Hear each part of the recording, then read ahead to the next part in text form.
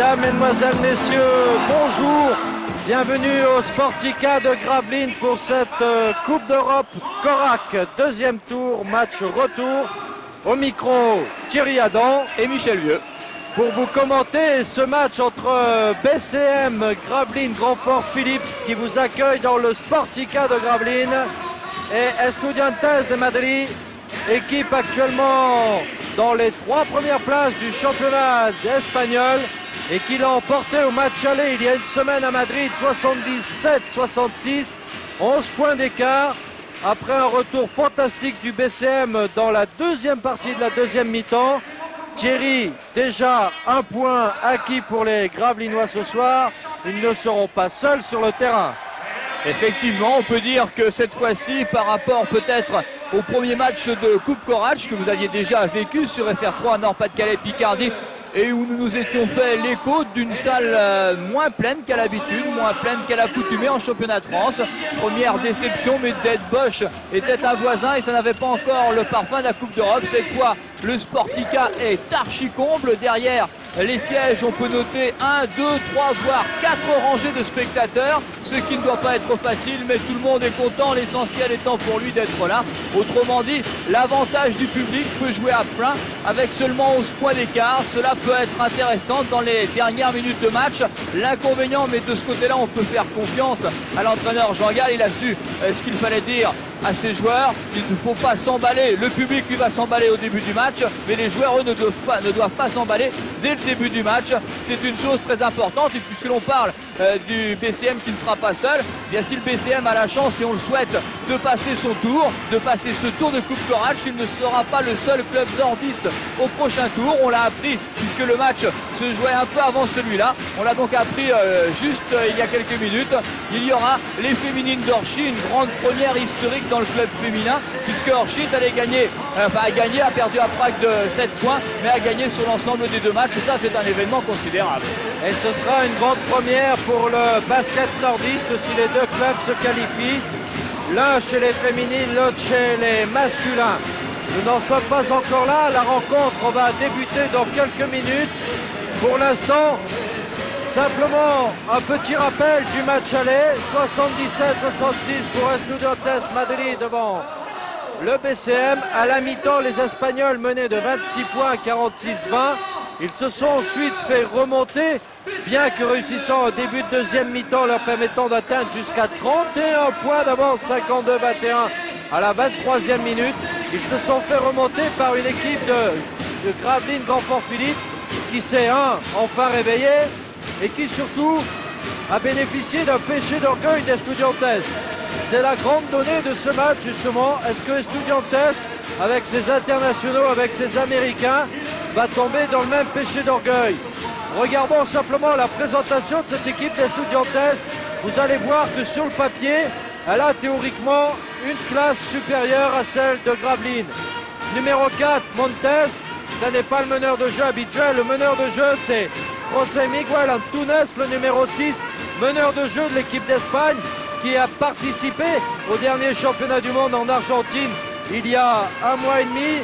Numéro 7, Juan Antonio Renga, un ancien internal junior que son entraîneur Miguel Ángel Martín connaît bien pour avoir entraîné les équipes de jeunes espagnols. Numéro 8, Juan Antonio Aguilar. Numéro 9, Ricky Winslow, un Américain drafté au 2e tour en 85, c'est-à-dire qu'il faisait partie des 48 meilleurs joueurs américains sortis des universités. Numéro 10, Alfonso Reyes. Numéro 11, Alberto Herreros. C'est le 2e joueur international de cette équipe d'Estudiantes. Numéro 12, John Pinone, le capitaine, le 2e américain. Un monstre, 2,02 m, mais 115 kg. John Pinone, tellement habitué au club de Madrid où il joue depuis 1984, qu'on l'a surnommé à Madrid Pinones ou Pinchono. Simplement un petit diminutif pour dire qu'il est carrément espagnol. Numéro 13, Ineas Azofra. Numéro 14, Pedro Rodriguez. Et numéro 15, César Arranz. L'entraîneur Miguel Ángel Martín fait sa 2e saison à Estudiantes Madrid. Il a 41 ans. En ce qui concerne l'équipe du BCM, Gravelines Grand-Fort Philippe, une équipe très classique, emmenée par son meneur de jeu Frédéric Fortet, qui lui a déjà une certaine expérience de la Coupe d'Europe. En tout cas, il l'a déjà vécu cette ambiance. C'est l'une des révélations de ce début de championnat et il n'est pas étranger au très bon début dans le championnat de France du BCM. Jean-Gérard Hannequin porte le numéro 5, Bernard Le Tailleur le numéro 6, Jean-Michel Loiseau le numéro 7, un garçon dont on parle peu mais qui est un garçon talentueux qui ne sera pas là aujourd'hui, c'est quand même un handicap.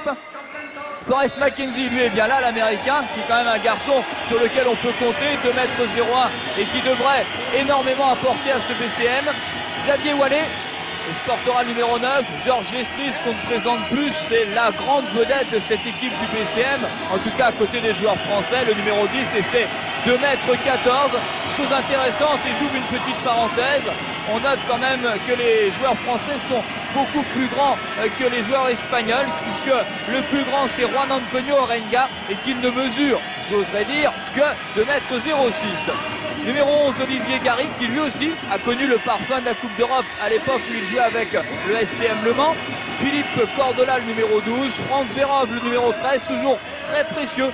Franck, lorsqu'il rentre dans des situations bien précises, il a un bon coup de patte.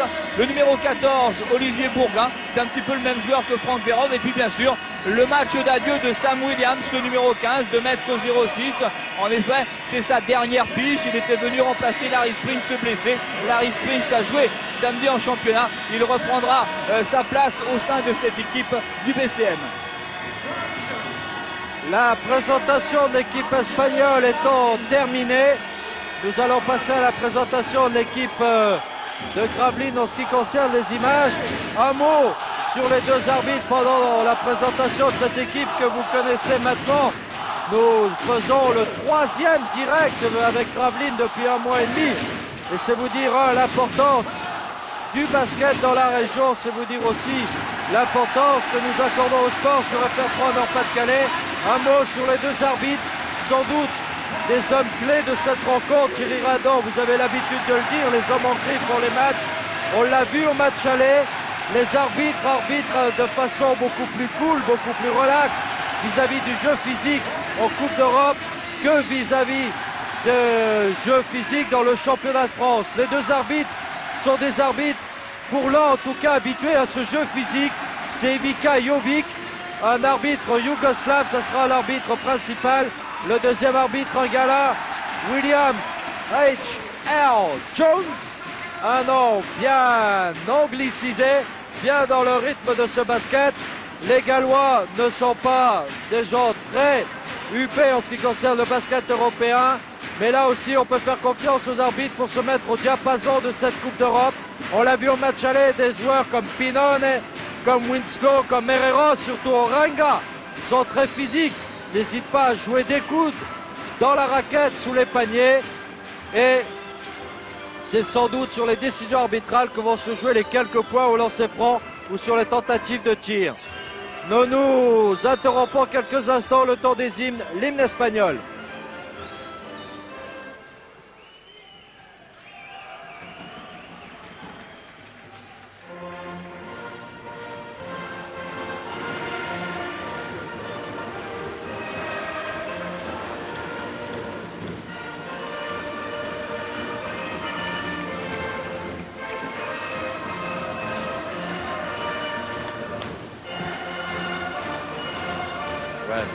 Génial.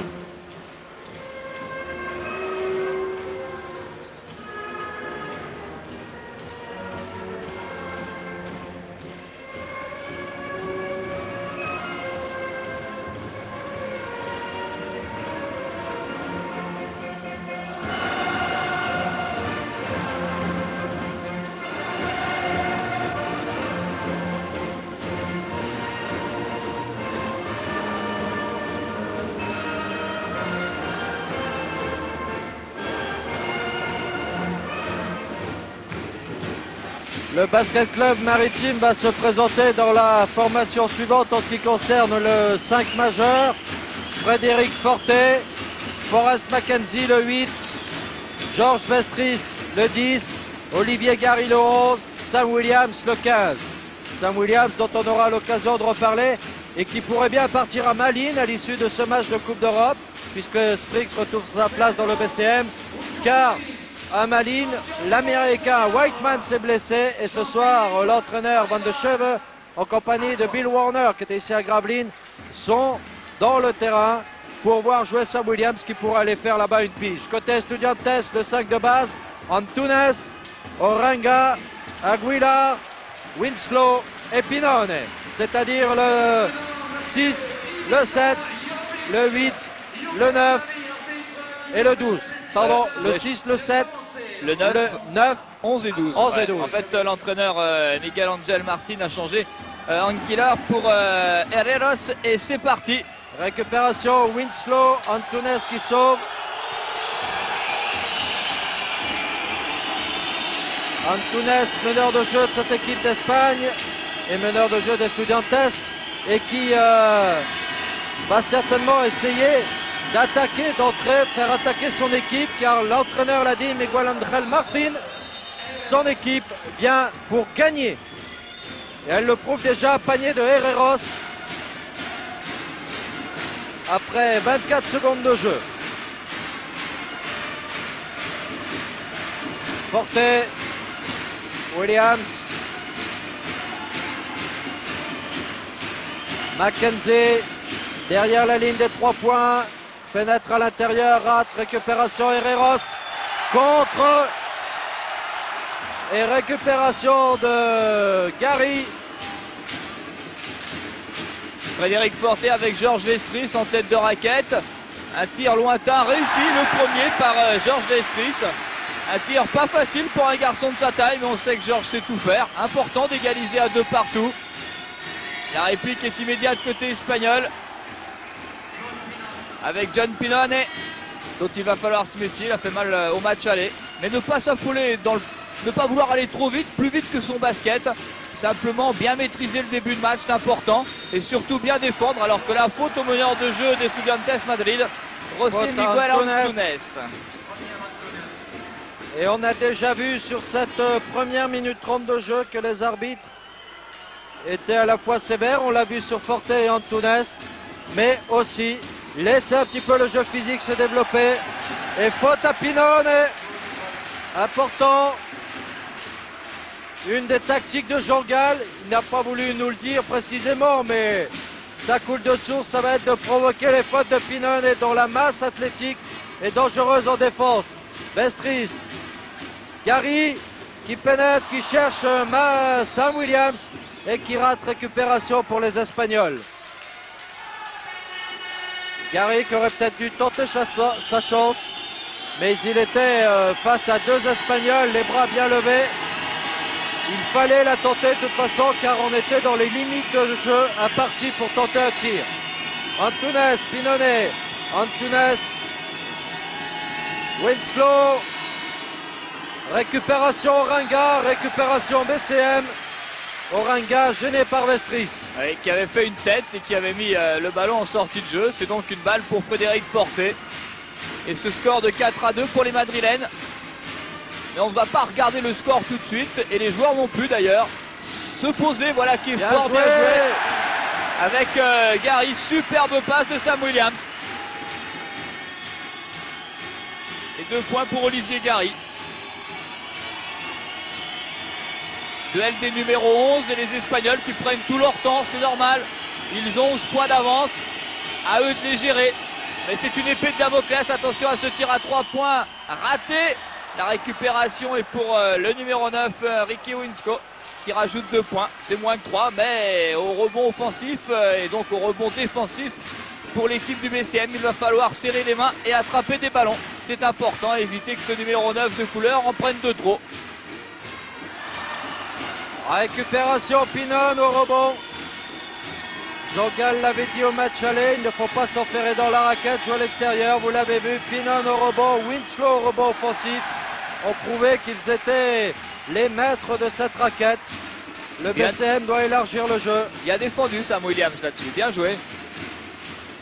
Mackenzie, 3 points. Herreros à la lutte avec Gary. Balle aux Espagnols.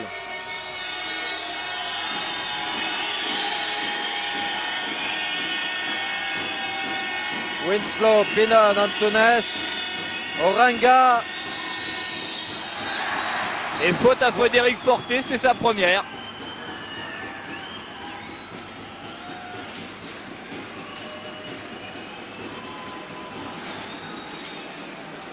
Remise en jeu sur le côté avec Alberto Herreros. Antunes, bien sûr, tous les ballons passent par lui. Pénétration, bien joué avec Pinone sur le côté.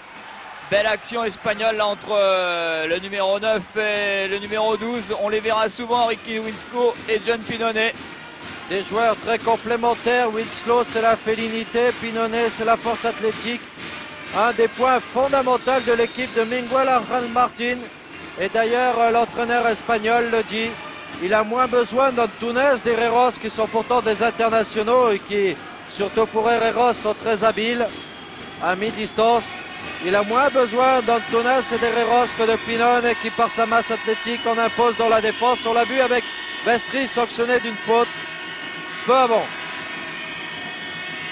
Très sûr, très calme les Espagnols qui jouent parfaitement leur jeu et obligent là Gary à faire une faute, Olivier Gary. Deuxième faute en moins de 30 secondes pour le BCM qui cherche des solutions à la fois dans la défense madrilène mais aussi qui essaye de contrer cette équipe qui joue parfaitement bien son basket pour l'instant, très académique. Regardez si c'est joué facile ça, sous les paniers avec finalement double raté mais deux récupérations espagnoles et un panier pour Juan Antonio Oregan. Là c'est pas tout à fait normal que par deux fois les Espagnols récupèrent ce ballon dans la raquette du BCM. Voilà un problème pour Jean Gall. Mestres, c'est sa distance, récupération, Mackenzie qui rate. Ça a été l'une des clés du match aller, la maladresse du BCM. Jean Gall a dit on ne peut pas être plus mauvais qu'on ne l'a été au match aller en ce qui concerne l'adresse. C'est vrai que question maladresse, le BCM s'est posé là dans la première mi-temps, 38% seulement de réussite au match aller. Mais vous l'avez vu, même dans une récupération et une position facile, Forrest Mackenzie rate. Il ne faut pas tomber dans les mêmes travers. Williams, la balle qui ressort, Williams qui récupère au rebond. Avec un beau match à la clé. Et mauvaise inspiration du meneur de jeu Antunes qui donne la balle d'attaque avec Georges Vestris qui rate son shoot. La balle bien récupérée par Olivier Gary. C'est bien. Et Mackenzie, 2 points. Le BCM qui revient à 2 points. 18 pour Estudiantes. Mais on va commencer à compter la différence sur les 2 matchs. Il y a encore 13 points comblés. Pinon réussit avec facilité. 3e panier de Pinon dans ce début de match. 2,02 m, le numéro 12 espagnol. Il est fort, il est très fort, il joue avec sa masse athlétique. La récupération bien contrée. Ah, bon contre du numéro 7 Orenga. Et tout de suite une contre-attaque pour les Espagnols. Ouais, on a peut-être un petit peu confondu vitesse et précipitation, ce que ne doivent pas faire les Gravelinois sur cette attaque. 3 points. Oh là là, il n'a pas la main chaude. Frédéric Forté. Et ça, c'est dommage, car ce genre de panier à 3 points, ça peut permettre au BCM de reprendre espoir. Herreros, Mackenzie Vestris. C'est là qu'il ne faut pas trop précipiter son basket, comme vous l'avez dit Thierry. La récupération de Mackenzie était bonne, mais les Espagnols étant tout de suite repliés en défense, il fallait faire la contre-attaque tranquille. Et Williams, lui, a forcé un peu le tir. Récupération de Tunes. Winslow, qui bouscule bien à l'intérieur de la raquette et qui marque. Il s'impose, Winslow. 14-8, 6 points d'avance après 7 minutes de jeu. Frédéric Forté avec Sam Williams. Williams, Mackenzie dans la raquette. Mackenzie qui est un peu seul et qui force son tir. Et tout de suite la contre-attaque espagnole sans se presser. Voilà, on revient systématiquement avec Antunes. On joue beaucoup avec Pinonnet. Et une faute à la clé pour Olivier Gary. C'est sa deuxième. Non, c'est sa première. Non, deuxième. Oui, c'est sa deuxième. Oui, deuxième, faute d'Olivier Gary, tout à fait. Et temps mort. Avait déjà une première à la 5e. Et on va écouter les conseils de Jean Gall sur ce temps mort après 8 minutes de jeu. Il reste 12 minutes 37 avant la mi-temps.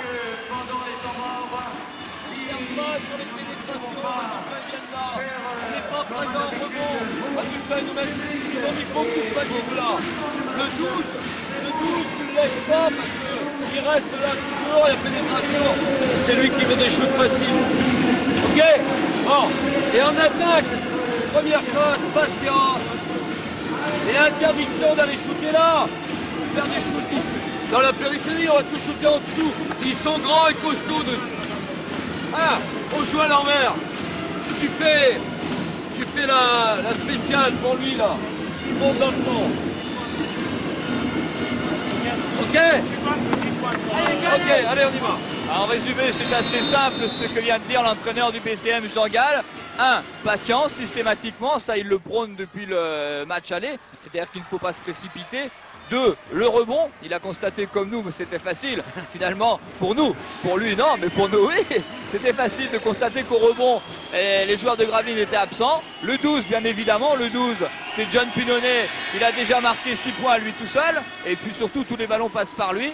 Il y aura une spéciale, mais moi je la connais pas, je suis pas assez à l'entraînement pour savoir, je sais pas ce que c'est, on verra bien, on devrait la découvrir facilement.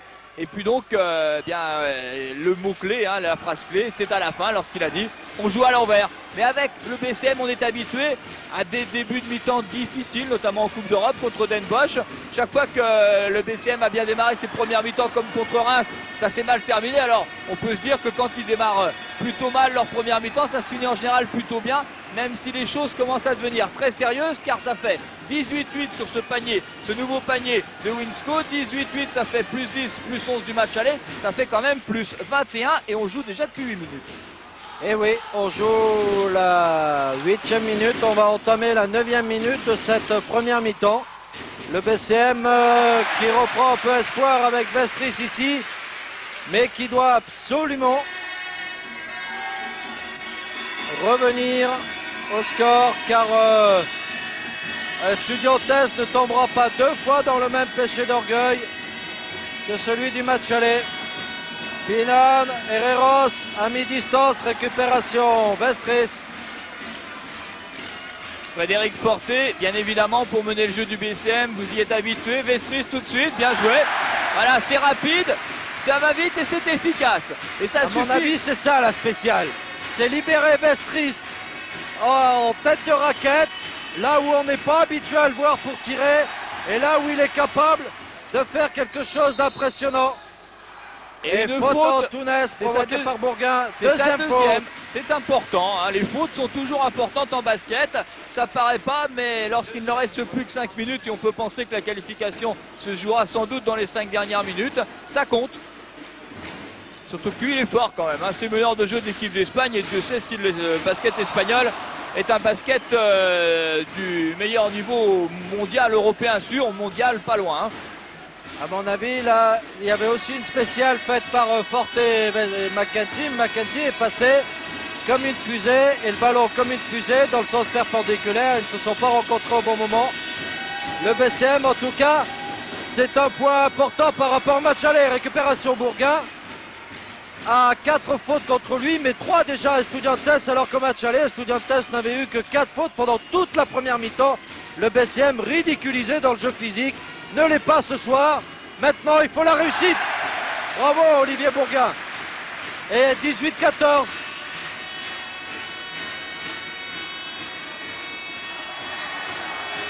Les Espagnols qui deviennent un peu maladroits. Et Pinonnet, vous l'avez vu en tête de raquette, ou plutôt à 3 points, qui fait signe à Herreros. Calmos, calmos.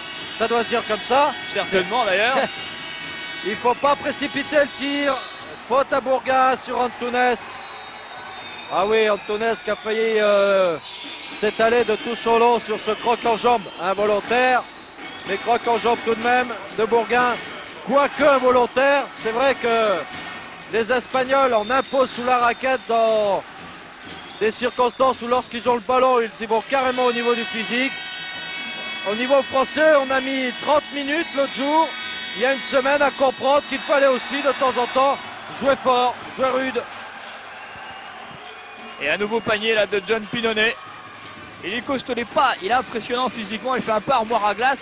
Il ne faut pas dire qu'il soit impressionnant dans la beauté physique du terme, mais il est efficace, et diablement efficace ce garçon. Ah oui. Avec une faute là, la troisième d'Antunes, et ça devient très sérieux.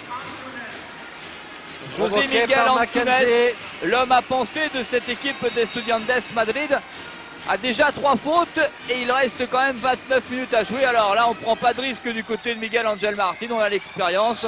On remet Antunes sur le banc et on fait rentrer le deuxième meneur de jeu, le numéro 13, c'est Ignace Asofra.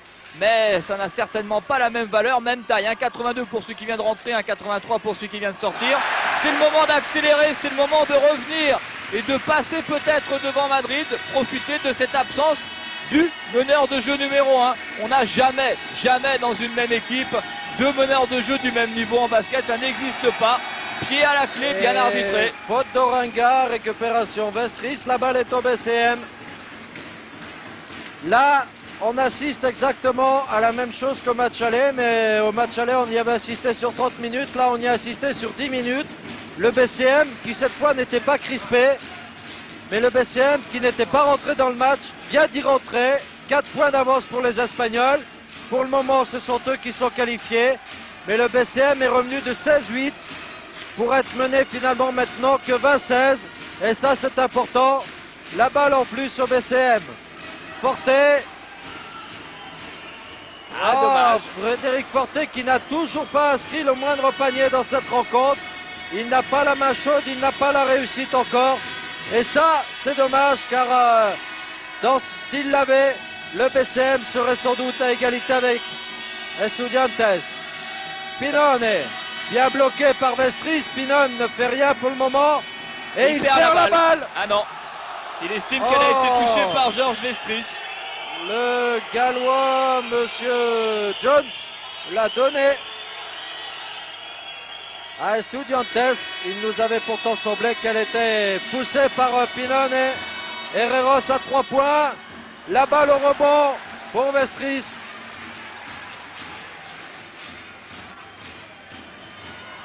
Ah voilà la différence depuis quelques secondes, depuis quelques petites minutes, c'est que d'un côté ça ne rentre plus et de l'autre côté ça rentre, signé Forrest Mackenzie. Et 2 petits points de retard pour le BCM, le public ne s'y trompe pas. Il a eu du mal à rentrer dans ce match lui aussi, impressionné bien évidemment en se demandant si son équipe n'allait pas être mangée. Et bien maintenant il est là, il faut pousser son équipe même si Ricky Winsco marque encore 2 points. Il est bon ce garçon, 3 il a points, du talent. 3 points. Panier, premier panier à 3 points de la partie, il est espagnol. Xavier Voilet à 3 points. Et voilà la réponse du numéro 9 du BCM au numéro 9 d'Estudiantes. Il y a plusieurs classes de différence entre un pur produit du Nord et un deuxième draft américain. Mais l'équipe du BCM peut se surpasser. Pinone, actuellement on est en train de jouer la suprématie de cette première mi-temps. Forte contre de Winslow. Refusé. La balle était descendante selon les Gravelinois. À mon avis, Winslow a bien suivi Forrest Mackenzie pour sortir cette balle. Et c'était bien joué. Et faute à Mackenzie, à Monsieur Jones.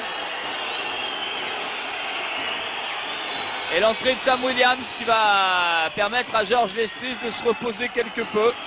C'est la première faute pour Forrest Mackenzie.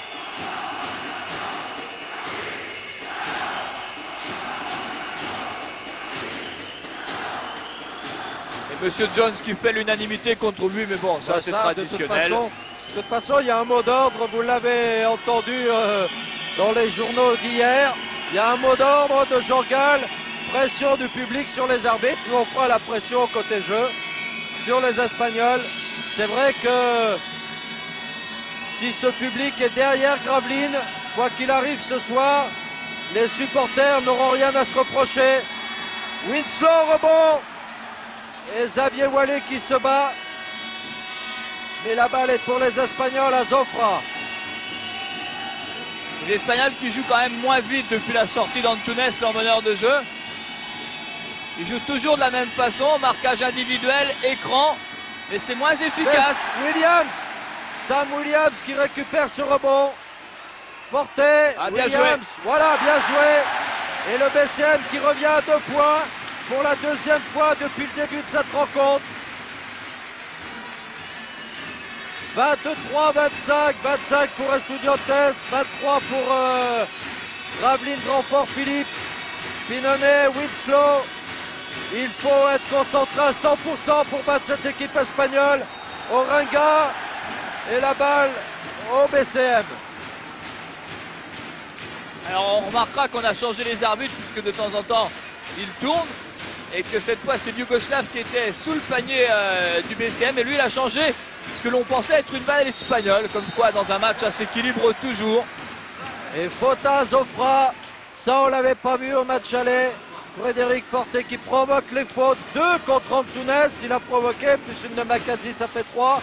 Et une à Zofra, le Basket Club Maritime qui impose sa volonté. Et qui prend la tête. Qui marque son premier panier à 3 points. Vous l'avez dit Thierry, la tête pour le BCM. Qui vient de passer de 25-21 pour Estudiantes à 26-25 en sa faveur. Allez, on commence les comptes à rebours, Thierry. Plus que 10. 5 minutes à jouer, plus que 10. Plus que 11 pour la qualification. Pour l'instant l'équipe du BCM joue parfaitement ce match-là. Pinonnet là il est fort à cet endroit-là. Ça c'est son jardin là. Ça paraît d'une facilité démoniaque. Ça l'est pour lui, pour nous peut-être pas, mais lui oui. Et là passe ça, non. À non, Winslow. j'ai cru que c'était le passage en force, mais il avait effectivement bougé le numéro 9. Le cas typique de cette pression qu'on peut imposer au public. Première faute à Winslow sur une action face à Mackenzie. Et Mackenzie qui a provoqué la faute. Alors comme vous l'avez dit Thierry, il y avait presque passage en force. Forte, voilà, qui va le remettre en confiance, Frédéric. 28-27 à Zofra. Et faute à Forte, panier Faute à refusé. Forte, deuxième faute. La faute à Frédéric, sa deuxième, mais le panier est refusé. En tout cas, c'est ce qu'a indiqué tout de suite Monsieur Jovic.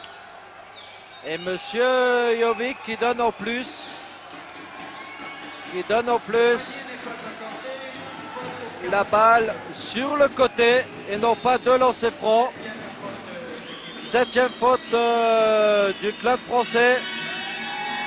Et 6 pour Et les on Espagnols. pensait qu'Azofra allait bénéficier de lancer franc puisqu'il était dans une phase où il se préparait à tirer. Là, c'est typique. Zofra, il n'a pas... Regardez, récupération Bourgain. Le BCM a pris l'emprise sur l'équipe espagnole depuis 2 minutes. Ça se traduit au score. Récupération voilée au rebond. Faute à Zofra, la deuxième.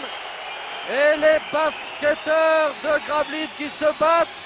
Et les basketteurs de Gravelines qui provoquent les fautes madrilènes, qui récupèrent le ballon. Et Miguel Angel Martin demande un temps mort. Regardez ce ralenti.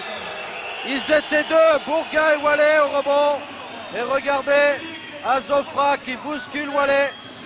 Le symbole de ce changement en fin de mi-temps. On écoute Jean Gall.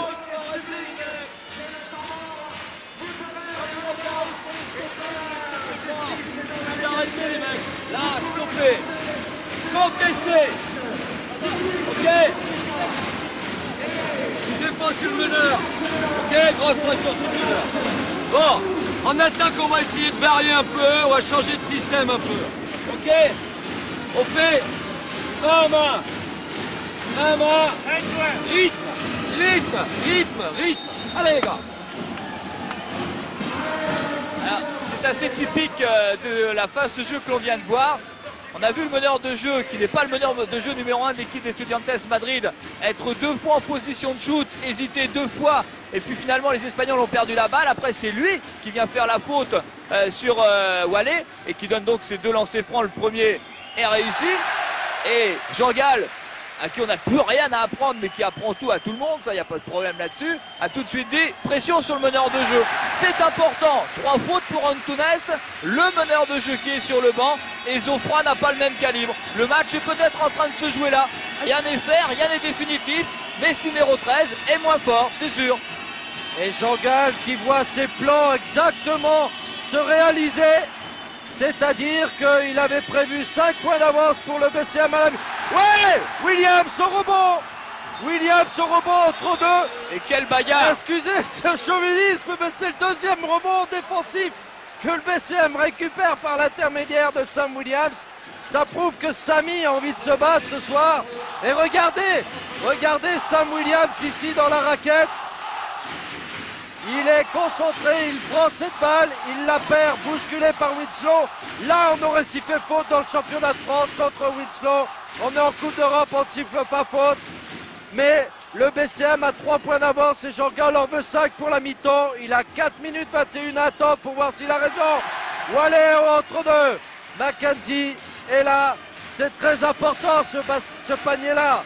Le BCM est passé de 25-21 en faveur d'Estudiantes à 30-27 en sa faveur. Xavier Wallet, 2 points. Et pour mettre la pression sur le meneur de jeu d'Estudiantes, on a fait appel au plus vif, à celui qui en veut certainement le plus. C'est Franck Verov qui est un défenseur remarquable, qui est un bon meneur de jeu, mais qui est surtout un remarquable défenseur. Il a en plus la qualité de bien shooter. C'est un garçon qui a beaucoup de talent, il me fait penser un peu à Julien à Limoges. Il a un peu ce même rôle de 2e meneur, mais d'homme qui sait tout faire, qui peut venir défendre sur le meneur de jeu, lui faire des fautes. Et Wallet qui s'impose face à Pinon. Et les Espagnols qui ne sont pas, permettez-moi l'expression, très à l'aise dans leur basket. Miguel Angel Martin, leur entraîneur, s'énerve beaucoup. Pour un garçon qui a autant d'expérience, c'est significatif. Mais ne nous affolons pas car un match de basket, ça bascule en peu de temps. Hein. Ça bascule en peu de temps, on l'a vu au match aller. Les Espagnols l'ont appris à leurs dépens. Mais le BCM, pour le moment, fait le match parfait. Début timide. Ça, peut-être que Jean-Gal ne l'avait pas prévu. Xavier Wallet, 3 lancers francs sur 3 là. Mais derrière, on prend la mesure de l'équipe adverse et on s'impose. Et 34-29, 5 points d'avance à Zofra, contré par Verov qui fait faute. C'est sévère. C'est sévère, c'est très sévère. Vous avez Franck Verov qui avait bien suivi le meneur de jeu espagnol. Et 1+1. Car l'équipe du BCM est à 8 fautes comme celle d'Estudiantes. À partir de maintenant, toutes les fautes donnent droit à un lancer franc. 1+1 si on n'était pas en train de tirer. Le premier réussi. Ah ça, à Zofra, on peut faire pression sur lui, mais au lancer franc, ce sont quand même des joueurs à droit. 66% de réussite en première mi-temps. À Madrid, beaucoup moins sur l'ensemble du match. La moyenne étant descendue en dessous de 55%. Franck Verov, Sam Williams en tête de raquette. Franck Verov, bien joué avec Xavier Wallet qui ressort. Verov dans la raquette et une faute. À Winslow, à Oranga, c'est l'un des deux. À mon avis, c'est le 9. C'est Winslow, deuxième faute. Ah, Winslow pinonné à 2 fautes. Alors qu'on n'a pas fini la première mi-temps. Ça peut être un point important du match. 3 minutes 11 encore à jouer. Premier lancer franc pour Sam Williams. Réussi. 35-31. Le deuxième. Et s'il rentre, eh bien Jean-Gal a ses 5 points d'avance. Voilà qui est fait. Et pour le moment, le BCM qui tient sa marge de manœuvre comme elle l'entend. C'est-à-dire devant Estudiantes. Et faute à Bourgain. Bourgain. Ah, ça, c'est le genre de faute qui maintenant va coûter cher car ça donne des lancers francs. Mais c'est un jeu à double tranchant. Il faut aussi imposer sa loi. Et si Estudiantes n'est pas devant au score, comme au début du match, c'est que le BCM a réussi à renverser la vapeur et à imposer sa loi, à faire valoir sa présence physique. Première réussie par Herreros. Et deuxième aussi, alors que côté espagnol, on a sorti l'américain Ricky Winslow pour remplacer par le numéro 4 Carlos Montes. Autrement dit, 2,03 m sont remplacés par 1,94 m. Franck Verov. Franck Verov qui force son tir, le tir n'est pas accordé. La faute a été sifflée avant. Mais faute à Azofra. Est-ce que les Espagnols vont cesser d'avoir des meneurs de jeu faute de combattants? Antunes 3 fautes, Azofra 3 fautes. C'était ça la spéciale aussi. Tout ça parce Jean-Gal qui a revu au moins une vingtaine de fois la cassette qu'on lui a ramenée de Madrid. Connaît le match par cœur. Oui, Sammy Williams. Tout seul, comme un grand. Ça, peut surprendre, d'ailleurs personne ne disait rien, ça surprenait tout le monde, mais lancer franc raté, on le met tout de suite dedans, ça évite de tirer le deuxième et de se faire des frayeurs. Et faute à Franck Verov. Belle bagarre là entre Franck Verov et le meneur de jeu, Ignace Azofra.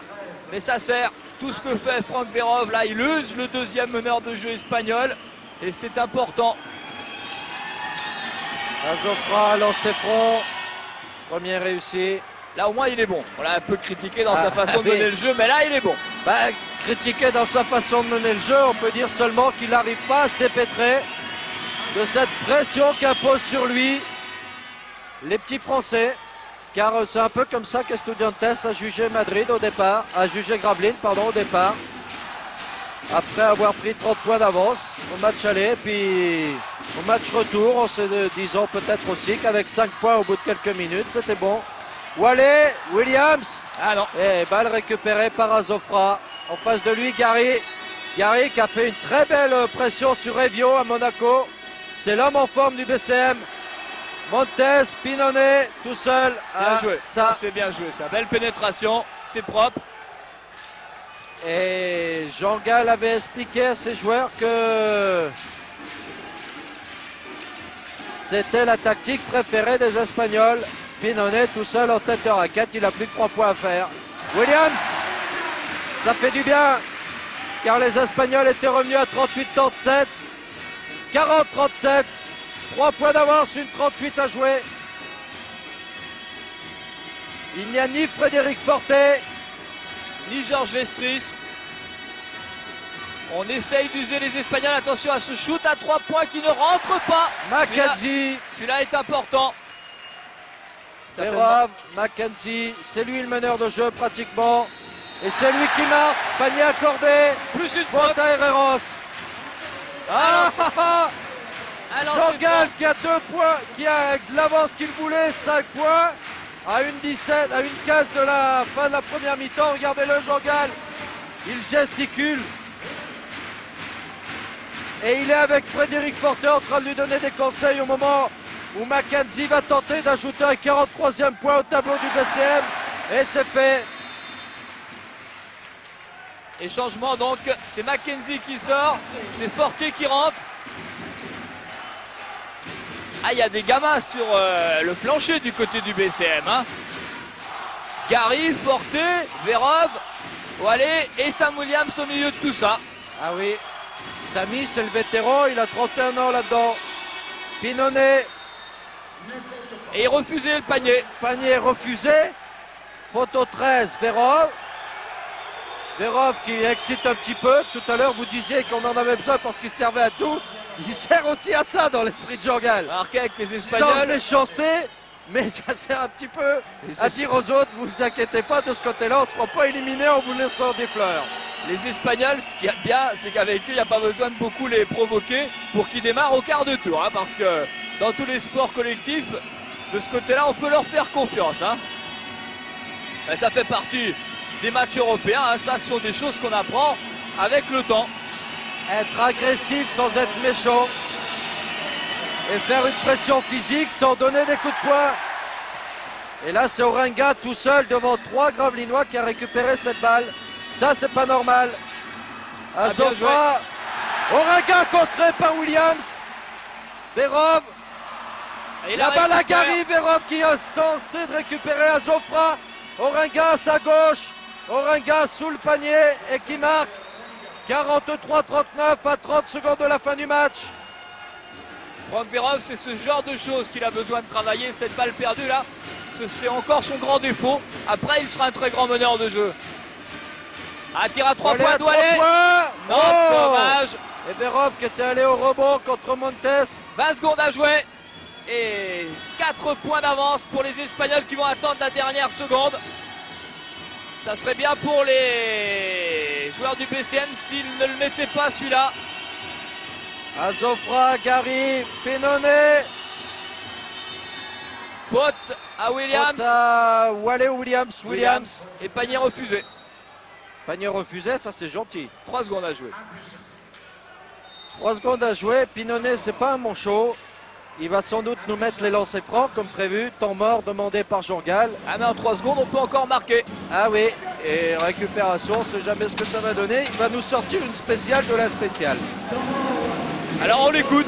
On écoute. Retenez bien la recette. Refaites-la chez vous ce midi.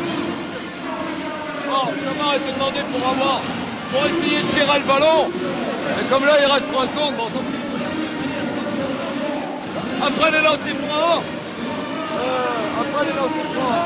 toi et Franck, vous partir, longue phase de contre-attaque, on essaie de mettre un panier.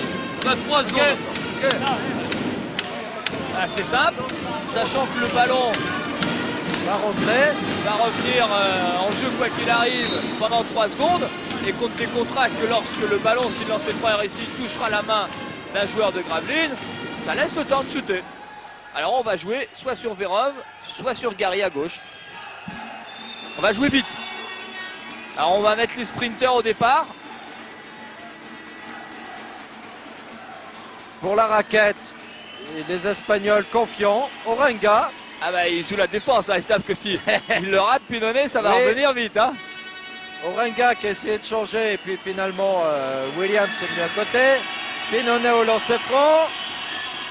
Oui, premier réussi. Mais ça, Pinone, il est pas beau, il n'est pas spectaculaire. C'est pas un grand du basket quand vous... Ah, vous l'emmènerez pas chez vous pour vous faire rire comme un clown. Mais alors là, question efficacité. Allez, 3 secondes. Ouais, oui, voilà. c'est à 2 secondes. Ça, il reste 2 secondes ça, et la balle a moins bien joué ça. Et temps mort demandé par l'entraîneur espagnol. Ça, c'est une fin de mi-temps qui est intéressante. Ça, c'est une la fin de Coupe mi-temps d'Europe. un peu longue. C'est la Coupe d'Europe. C'est un petit jeu guerre des nerfs. 43-41. Ah là là là là, ça se gâte. Enfin, ça se gâte. Le BCM est devant, c'est la le balle. principal. On ne fait pas de faute pour pas prendre un panier à 3 points. Ils ont que 2 secondes pour shooter, ils ne peuvent pas prendre un bon shoot. Mais on ne prend pas de panier du dessous. On ne prend pas de panier du dessous. Mais on ne fait pas de faute. Ah, allez. Ce qu'a dit Jean-Gal, un rappel à ceux qui ont pu le voir, la fin de la première mi-temps du match aller, où Herreros à 3 points avait été contré par Forte, fautivement d'après les arbitres, qui avait accordé donc des lancers francs à Herreros et 3 lancers francs, alors que le Basket Club Maritime avait déjà 23 points d'écart. Ça en faisait 46 et Jean-Gal écœuré au point d'être rentré dans les vestiaires avant même le coup de la sirène qui retentit maintenant ici pour ce match retour après 20 minutes de jeu. 43-41, la tactique a été respectée sur la dernière seconde. On n'en dira peut-être pas autant en ce qui concerne cette première mi-temps. 2 points d'avance pour le BCM, tout est jouable. C'est peut-être aussi le côté psychologique qui va jouer. Jean-Gal sait pertinemment qu'avec 2 points d'avance seulement, Estudiantes va essayer de jouer plus confort et va peut-être croire que la qualification est dans la poche, ou du moins dans une grande partie de la poche. Et c'est là-dessus qu'on va voir la tactique française et la tactique espagnole. Ouais, je crois que de toute façon, ce qui est important, ce sont aussi les fautes espagnoles, avec 3 fautes au meneur de jeu Antunes, 3 fautes à son remplaçant Azofra. Ça, c'est vraiment très important. Et je crois que les 10 premières minutes de la seconde mi-temps à mon avis, vont donner la victoire à l'un ou à l'autre. Maintenant, la victoire pour le BCM ne veut pas dire qualification. Ça, la qualification jouera quoi qu'il arrive dans les 5 dernières minutes, à moins alors vraiment d'une superbe deuxième mi-temps du BCM qui en est capable. Sachant aussi que Gravelines joue en général très bien ses deuxièmes mi-temps. On peut être non pas confiant, mais serein. Ça devrait passer, ça peut passer, ça sera juste. Je pense pas qu'on ait beaucoup d'écart à la fin. Mais 11, 12, 13, c'est jouable, quoi. Surtout pas 10. Parce qu'à 10, c'est bien malheureusement, le BCM est éliminé. Une petite pause, on vous accorde 30 secondes, puis vous revenez pour la deuxième mi-temps.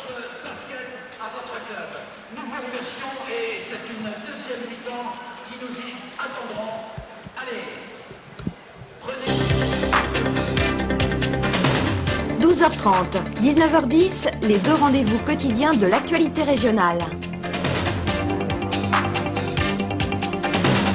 Toute l'actualité sociale, culturelle, politique, sportive de votre région, c'est sur FR3, avec des reportages, des directs, des témoignages, des documents.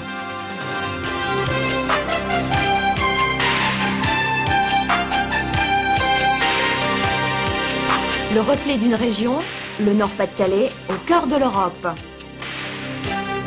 L'information quotidienne, tous les jours à 12h30 et 19h10 sur FR3. De la seconde mi-temps, j'espère que vous avez avalé ce qu'il faut, un bon petit café pour tenir jusqu'au bout, car en basket en général, il faut bien s'accrocher dans son fauteuil. On va avoir du suspense, j'en suis sûr, pour la victoire en général, mais là en plus, on a un objectif, c'est-à-dire les 11 points de retard du match aller à Madrid et le ballon dans les mains du deuxième meneur de jeu, Ignace Assofra, qui est revenu puisque c'est le choix d'entraîneur. Antunes a 3 fautes aussi, c'est son meneur de jeu numéro 1, mais pour l'instant il fait confiance à son meneur de jeu numéro 2 qu'il a mis sur le plancher un peu forcé et contraint. Ça lui convient bien. C'est un garçon d'expérience qui a beaucoup baroudé dans le milieu du basket espagnol. Bon, premier rebond, voilà le premier défaut que l'on avait remarqué. Ah dommage, cette passe était un peu longue. Le défaut que l'on avait remarqué en première mi-temps, c'était le rebond défensif. Et bien voilà, Sam Williams, Georges Vestris savent ce qu'ils ont à faire. La clé du match est peut-être là. Et puis aussi, dans les fautes des Espagnols, on va voir s'ils continuent à faire une défense individuelle très stricte sur les joueurs de Gravelines ou s'ils changent un peu. Je pense pas qu'ils se mettront en zone, a priori. Mais forcément, défense individuelle, eh bien, ça donne des fautes systématiquement et les Espagnols en ont déjà beaucoup. Quelle adresse quand même ce Pinonnet. Regardez-le, il a eu juste le temps de regarder sous le panier. Il a vu qu'il n'y avait personne. 2 pas d'élan, un petit bras roulé. En le voyant bâti comme il est bâti, on se demande comment il fait pour manier un ballon de basket, mais il y arrive.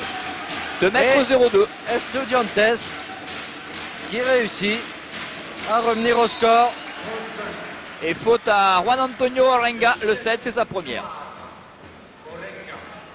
Les 5 premières minutes de la seconde mi-temps vont être importantes. Essayer d'emballer à un moment ou un autre. Je pense que Jorgal a dû leur parler un peu de ça. Tir à 2 points, bien joué Frédéric Forté. 45-43 pour le BCM. 3e et 4e point de Frédéric Forté qui débute la deuxième mi-temps par un panier. C'est réconfortant pour le moral. Et là, Mackenzie, Williams qui étaient tous les deux, ils avaient le temps de récupérer la balle. Ça n'est pourtant pas un problème de langage, ils parlent tous les deux l'américain, donc c'est plus pratique. Des fois on comprend qu'entre français et américain ça soit difficile, mais non, là a priori, bien, personne n'a rien dit à personne. Winslow, Azofra.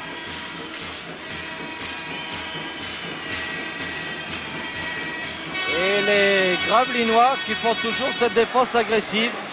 Malheureusement, Winslow à 3 points. Ça fait mal. 46-45. Pour Estudiantes. Bourgain, il a hésité à tirer. Forté qui essaye de pénétrer. Bourgain est bien placé à 3 points. Et ça rentre. Voilà. Réponse du berger à la bergère, du berger français à la bergère espagnole. Et tant que les petits Gravelinois pourront continuer sur ce rythme, eh bien, et faute à on Olivier pourra espérer Bourgain. la qualification. C'est sa 3e. Franck Vérov et Olivier Bourgain, tous les deux 3 fautes du côté du BCM.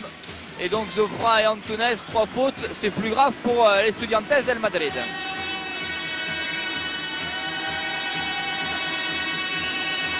Orenga. Faute à Georges Vestris. Pense à Georges Vestris. Sa première. Deuxième faute de Georges Vestris. Oui, Deuxième.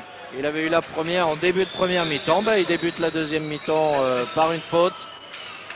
Attention quand même. Déjà 2 fautes côté BCM. En peu de temps en plus. Winslow. Complètement derrière à Zofra. Il est fort ce numéro 9 américain de Madrid. Il est très très fort ce joueur de 2 mètres 03. Oh, à Zofra, un panier accordé. Il y avait plus que marché. Ah non, panier refusé quand même. Sur le coup, les arbitres ne m'avaient pas paru tellement sereins sur cette action de jeu.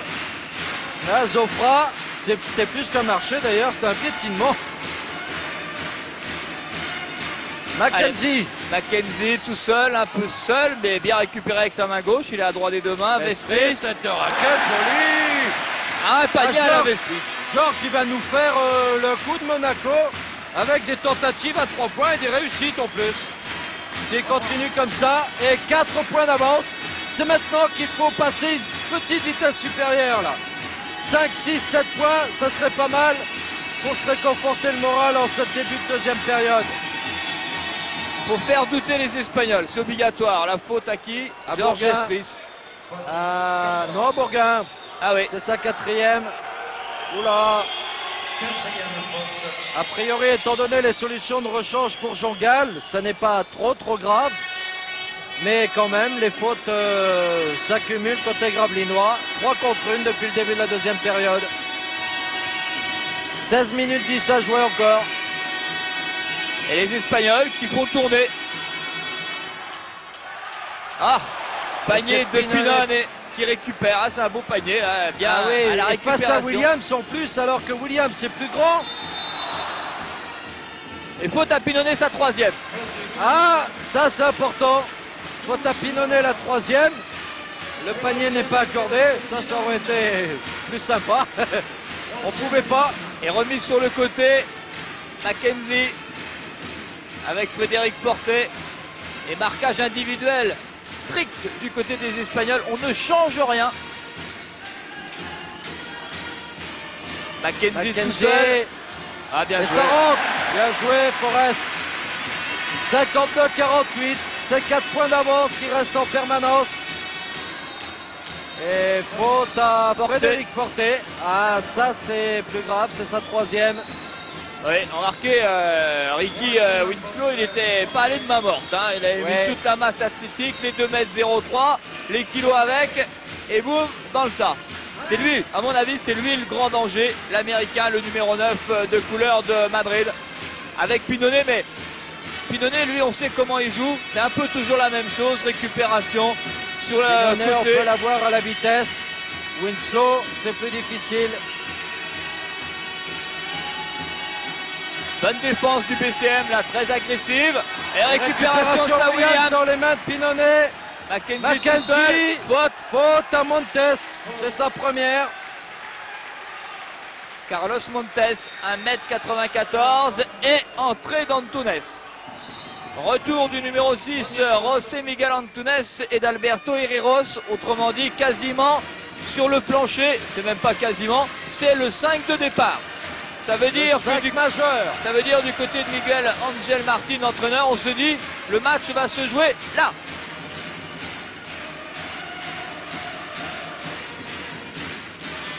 Gary, 3 points, il est à droit. Oh, quel beau panier, hein. Tout dans l'action, la vitesse. Bon moment en plus. 55-48, 7 points d'avance pour le BCM. Et 14 minutes 50 à jouer. L'accélération au bon moment. Et Estudiantes toujours bloqué dans les combinaisons, même si Orenga peut faire un tir facile à mi-distance. 55-50. Mackenzie sur sa main droite toujours. Ah oui, là, il passe il a à une tenté main. un coup difficile avec Sam Williams là. Le genre d'erreur qu'il ne faut pas faire. Antunes et c'est Orenga derrière. Orenga bien connu de son...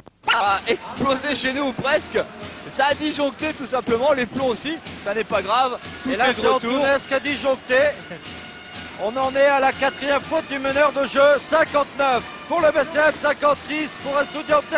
Et Mackenzie 61 56, 5 points d'avance, 10-45 à jouer. Et c'est jouable. Ah, c'est jouable, oui.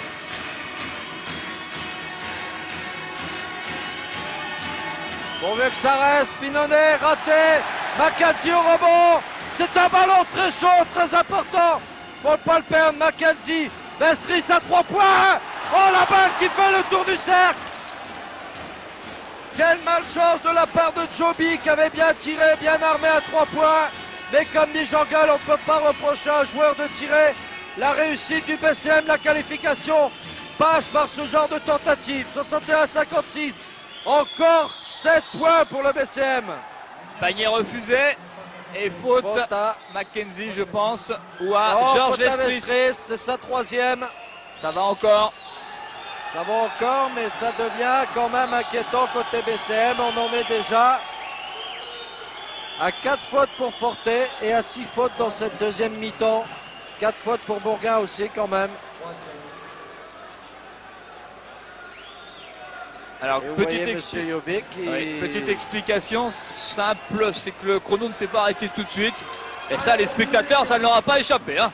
Je peux vous dire. Ça ne leur échappe pas non plus que M. Miguel Martin ne doit pas franchir la ligne rouge et qu'il devrait en prendre une technique. Bon, enfin, on va pas chipoter. Alors, explication. Ah, c'est la Coupe d'Europe dans toute sa splendeur, hein. Ah, chaque seconde est importante, chaque point est important, chaque faute est importante. Voilà, 7 secondes en plus, 6 secondes en plus. Vous vous rendez compte, si un dirigeant un jour décidait qu'on compte les paniers doubles à l'extérieur en cas d'égalité, on s'en sortirait plus. Déjà il qu'au faudrait football, 3 semaines de réflexion avant de savoir qui est qualifié. 61-56, 6 fautes pour le BCM, 5 pour Estudiantes, 9 minutes 54 à jouer. C'est maintenant ou jamais. On n'en voudra pas au BCM s'il perd, si maintenant il tente le tout pour le tout. Car il y a 7 points avant le bonheur de la qualification et 7 points des quarts finales. Voilà, Gary, la récupération. Faut y aller doucement. Mackenzie, voilà, Gary. allez fort, bien joué Vérov. Vérov, malgré sa main malade, la main gauche, et 3 points pour Mackenzie, ça fait du bien ça, 64-56. 8 points. Et extraordinaire public, un des tout bons de France aussi. Jean Gall a dit, on va les faire exploser, c'est en train de se réaliser. Winslow, voilà, 64-56 pour les 10 points. Vérov, Gary. Et les Espagnols ont demandé le temps mort. Voilà, bien géré cette balle. Mackenzie, encore 14 secondes, Gary. Mackenzie. Le grand bonhomme de cette deuxième Winslow. mi-temps. Mackenzie. Ah. Oh là là. Récupération au rebond de Winslow. Et il fallait pas le rater celui-là. Azofra qui rentrait à la place d'Antunes qui a 4 fautes, qui ramène l'écart à 8 points. 6 points. Et là on peut dire que le bras de fer est commencé. Non pas pour la victoire mais pour la qualification en Coupe Korač pour le 3e tour. Le bras de fer est entamé. Franck Vérov refusé. Vérov. Dommage. Non, l'arbitre a sifflé à bord. Mais Et faute à quatrième Azofra, 4e faute. Tous les meneurs de jeu de la partie. Forte côté Gravlinois, Antunes, Azofra côté Estudiantes. Soit 4 fautes. Ah non, faute au numéro 13. La table de marque est située entre le 12 et le 13. C'est bien le 13, Azofra. 4e faute à la 32e minute. La pression sur le meneur et il sera dehors, Azofra. C'est ce que Jean-Gal va sans doute demander au temps mort lorsque celui-ci sera accordé, puisque Miguel Ángel Martín, l'entraîneur espagnol, l'a demandé. Gary qui a un peu forcé son tir, récupération espagnole. Azofra, Et faute à Prokhorov. Prokhorov, quatrième aussi. Allez, faute, ça va compter. Hein. C'est sûr que les Espagnols, si vous leur faites faire des fautes, ils vont être embêtés parce que jouer au basket sans meneur de jeu, c'est quand même pas facile dans un match aussi important. Et entrée pour la première fois de Jean-Gérard qui Rankin. rappelle qu'il y avait temps mort demandé par l'Espagnol. On aurait dû y assister là. Les arbitres, un petit peu sous pression eux aussi. Un tir complètement Et raté. récupération sur ce tir d'Herreros. Mackenzie, Gary, c'est trop fort. Là, Ils veulent trop bien faire actuellement. Ils veulent trop bien faire. Depuis une minute, on confond vitesse et précipitation côté Gravelinois. Il ne faut rien changer. C'est vrai que la qualification, on l'aperçoit de loin, mais ne rien changer. Continuer à jouer le même basket, c'était parfait. Herreros, Winslow. Winslow contré, c'est Pinonnet qui récupère.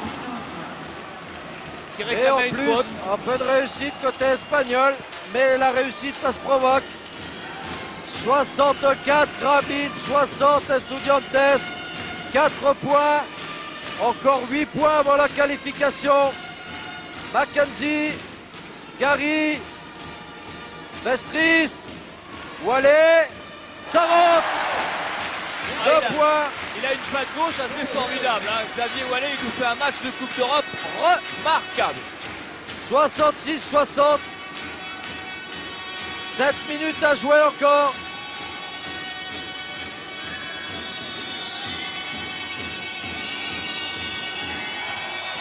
Orenga, récupération Herreros. C'est là que c'est embêtant, c'est quand on ne les récupère pas des rebonds défensifs. Et pourtant ils avaient sauté, mais la balle a rebondi plus loin. Azofra, récupéré par Mackenzie. Là, Le tir tenté. les Espagnols sont bons à prendre. Ils sont bons à prendre, les Espagnols. Là. Ils sont dans le Gary, doute. Mackenzie à 3 points. Verov qui récupère la balle avec Azofra face à lui. Balle aux Espagnols et le geste d'énervement d'Azofra veut dire grand chose. Les Espagnols sont énervés, ne savent plus comment maîtriser cette équipe française, même s'ils n'ont que 6 points de retard et qu'ils sont pour le moment qualifiés. On écoute Jean-Gal.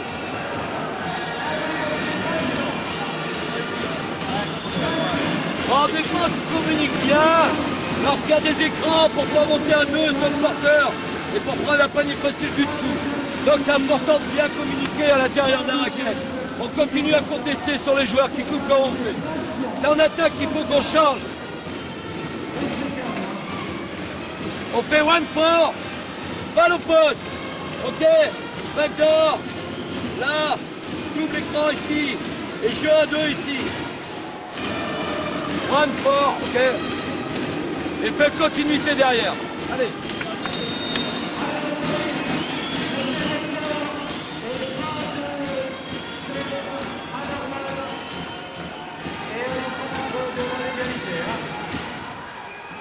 « 66-60, la balle dans les mains espagnoles.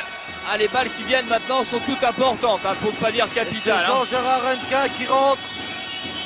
Danger.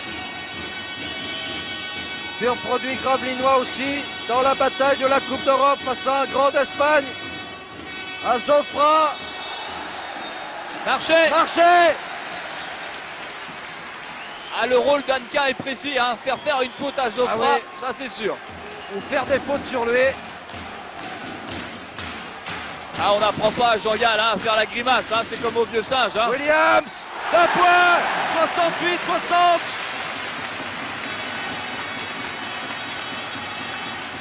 Ah, je crois Sam qu'on va, Williams. on va assister à un grand final européen. 4 points et la qualification est dans la poche. Il reste 1 minute 40. Pinonnet. Et Jean-Gal qui applaudit son équipe pour qu'elle continue la bataille malgré ce panier d'Orenga. 68-62. Superbement bien défendu, même s'il y a le point Derrière, il y a le panier C'est pas derrière. grave, la confiance doit être dans ses phases de défense. Mackenzie. Et il a mis un pied en touche. En tout cas, c'est l'avis de Monsieur Jovic. Je ne l'ai pas vu. J'avoue que on n'était pas. La ligne rouge est juste, nous Oui. est juste cachée. Bon, C'est une balle importante, ça. ah, ça fait mal. Ça fait mal. 6 points d'avance pour le BCM. À 5 minutes de la fin. Faudrait mieux ne pas prendre ce point-là. Ah, bien défendu. Pinonet qui perd la balle. Récupération Herreros, Winslow. Là, ils sont forts, les Espagnols. Quand ils récupèrent comme ça, ils peuvent accélérer. Marché d'Herreros. Et là, le BCM est fort depuis le début du match. Dans cette défense stricte individuelle, où les Espagnols ne savent pas quoi faire. 2 marchés au suivant, c'est significatif dans un match de basket. Ça veut dire qu'on ne sait plus quoi faire de la balle. Ah, il faut bien négocier, il Santé, faut marquer Wallet. enfin. Ah là là. Thomas Xavier. Attention à la contre-attaque, il est tout seul. Winslow, tout seul. 68-64. Ah là là là là. Le BCM qui joue son bateau, on ne peut pas lui en vouloir. Mais il faut qu'il le joue avec un peu plus de sérénité quand même. Car il reste 4 minutes 10 à jouer. Souvenons-nous quand même, à 4 minutes 10 de la fin du match, le BCM avait 20 points de retard au match aller. Mackenzie s'est raté et est revenu à 11 points. Mais là, c'est sans doute différent car ce sont 4 minutes que Estudiantes a l'habitude de gérer, plus habitué à la Coupe d'Europe. Azofra, Winslow. Et Jean-Gal va jouer son batou sur le prochain arrêt de jeu. Le sac majeur, le retour de Forte 4 fautes et le retour de Georges Vestris. Le tir à 3 points, ça va être juste. Garé, c'est un peu juste. Pinonet. 3 tirs là qui viennent d'être ratés et qui valent cher. Azofra, faute à Jean-Gérard Hennequin. La 8e faute pour le BCM, ça va donner sans doute un 1+1. Temps mort demandé par Jean-Gal, il a raison. On est passé de 68-60, 4 points de la qualification, à 68-64, c'est-à-dire 8 points de la qualification. On essaye de faire spécial meneur. Ok. Là, meneur s'en va. Et on fait continuité là. Soit Forest, possible 1-1. Possible 1-1. Sinon en face, sur le poste, transmet là. Et là on part. 1. Gic, 2 ici, 3 sur celui-là. Et on peut donner la balle là. Hein. On peut faire la passe en joueur intérieur. Charge, il est tout prêt. On peut jouer sans lui. Allez, allez les mecs.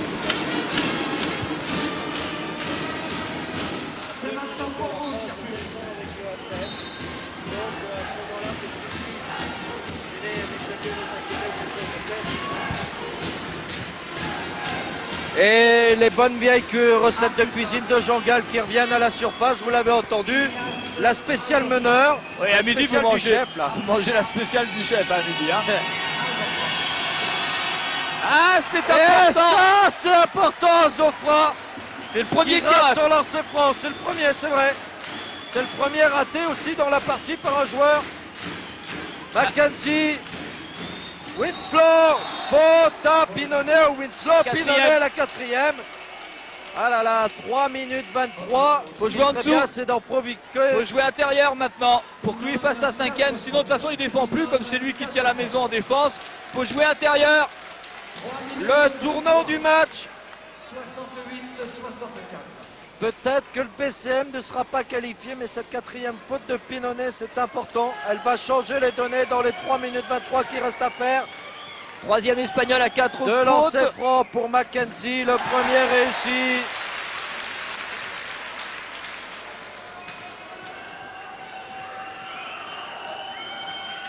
Le Et deuxième le aussi. deuxième aussi. 70-64. 6 points, c'est-à-dire la moitié. On est à 50% de la qualification. Encore 5 points et c'est les prolongations. Encore 6 points, c'est la qualification. Winslow, Oringa. Bonne défense de Vestris. Superbe contre. Hein. Ah oui. Joby qui paye pas de mine comme ça. mais qui est capable aussi d'une détente. Il a ses 2,14 m, mais il peut l'étendre aussi. Orenga qui rate. Vestris tout content.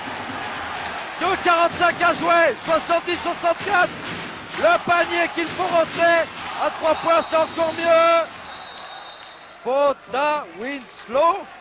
Et oui, quatrième, troisième de Winslow. Et Mackenzie au lancer franc comme tout à l'heure. Il avait réussi ses 2 lancers francs il y a quelques secondes. S'il réussit ces 2-là, ça fait 72, ça fait +8, c'est-à-dire à -3.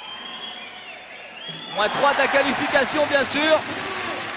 Là, ça fait -4. 71-64. Ah ça, le basket, pour ça, c'est royal. -4 des prolongations. -4 de la qualification maintenant. Le BCM à 2 minutes 30 pour faire partie des meilleures équipes européennes dans les poules de quart de finale. Azofra, qui a joué pratiquement toute la deuxième mi-temps, en Tunis, aura raté son match. Et les Espagnols qui pensaient bien avoir un voyage plus facile. Herreros, c'est raté. Mackenzie, faute à Williams. Elle est sévère. Elle est sévère. Elle est même plus que sévère. Elle est donnée aux Espagnols presque. Et c'est un 1+1 pour Herreros. Ah, c'est sûr que à +8, donnant la balle à Gravelines, ça devenait... Michel, vous descendez avec le HF. On a fait les choses en grand pour un grand événement normal. Et Michel sur le plancher va donc prendre son HF. Ça va rejoindre Jean-Gall pour les dernières secondes. Lancé franc raté, mais balle récupérée par ce diable de Ricky Winslow. Diabolique dans les rebonds. Et si jamais par malheur la qualification n'était pas au bout, eh bien le BCM sait que tout simplement c'est dans la récupération qu'il aura perdu cette qualification. Oh, superbe contre le deuxième de Georges Vestris avec Mackenzie. Ah là là, le ballon qui ne veut pas rentrer. Pinolet qui était dans le public. 1,43, 7 points d'écart. Faut lever les bras. Ah, les Espagnols, ils savent gérer ce genre de choses. C'est toute la différence entre un habitué de l'Europe et un néophyte qu'est le BCM, qui nous aura fait plaisir quoi qu'il arrive dans ce match. Avec la qualification, c'est plus facile. Oui, récupéré par Bourgail, faute. Faute au numéro 7, Juan Antonio Orenga. 1,17 +7 pour l'équipe du BCM à 4 points des prolongations et à 5 bien sûr de la qualification temps nord espagnol. On écoute Jean-Gall.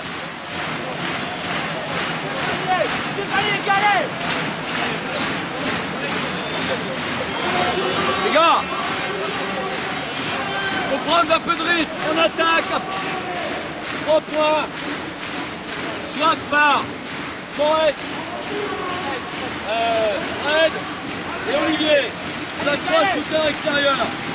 Sam et Georges, rebond offensif. Plus un mec. Et défense, tout terrain. Défense, tout terrain. Défense, tout terrain. Allez les gars, on y croit.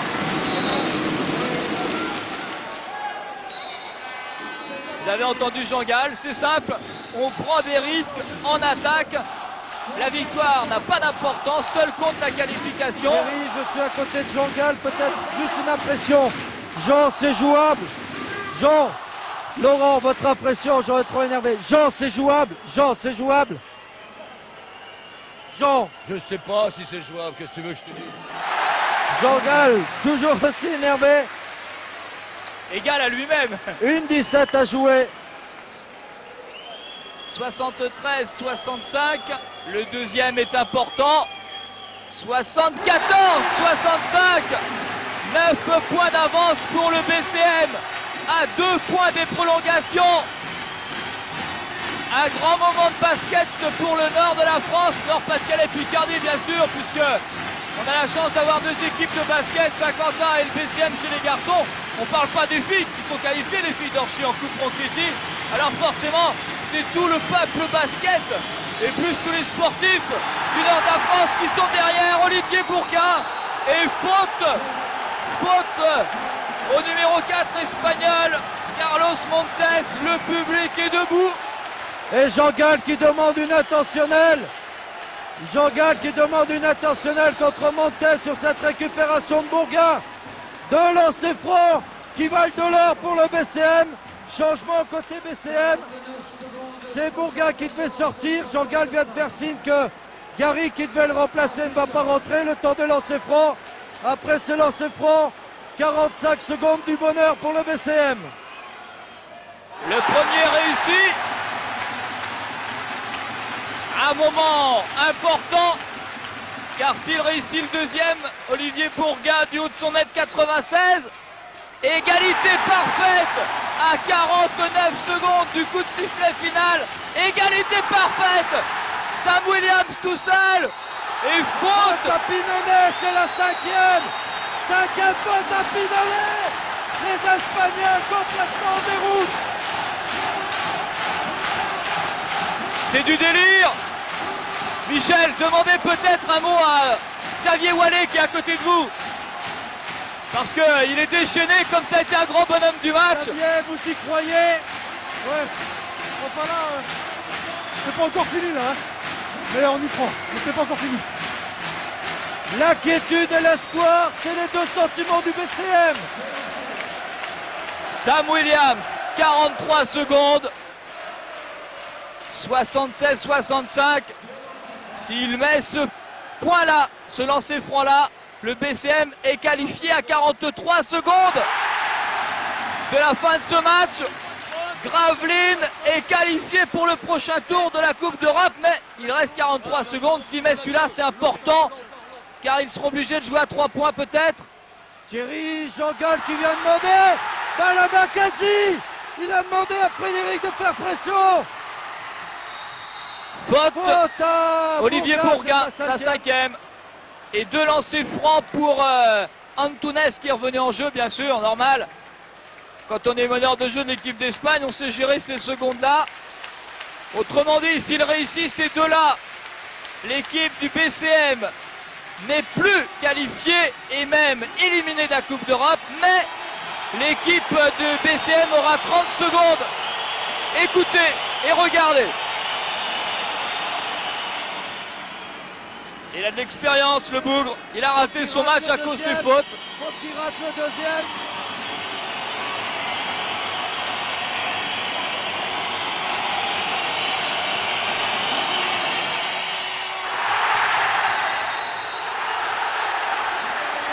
Et Thierry, la preuve de cette pression du public. La balle était aux Estudiantes et l'arbitre l'a accordé à Georges Vestris, donc au BCM. 11 points, 37 secondes. 11 points d'écart, égalité. Temps mort demandé. Égalité, prolongation, mais 33 secondes à jouer. Frédéric Forté et 4000, peut-être 5000 spectateurs debout. Ça, c'est une bien belle image du basket français. On y est habitué depuis une dizaine d'années. On a eu Orthez, on a eu Limoges. On les a toujours. Il y a Cholet qui s'est qualifié mardi avec la manière. Mackenzie, 12 secondes. On va jouer au maximum. Mackenzie, faute. La faute. Faute à Montes. À 8 secondes de la fin. Faute espagnole de lancer franc, temps mort, Jean Gall.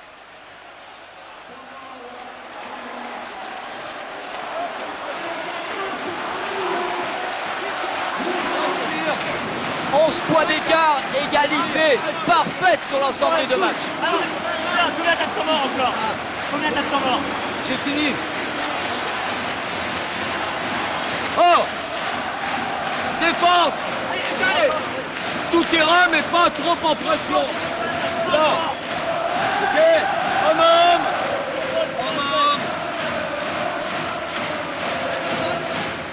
Pas de faute. Faites pas de faute. le ballon. Sam Williams au lancer franc. Égalité parfaite, 8 secondes à jouer. Égalité d'autant plus parfaite que c'est le même score que le match aller. Ah, c'est vraiment parfait entre les deux équipes. Hein. Jouer, les paniers à l'extérieur, ils peuvent compter double, comme on disait. Ça change C'est rien. pareil. 30. Les 8 secondes les plus longues de l'histoire du BCM.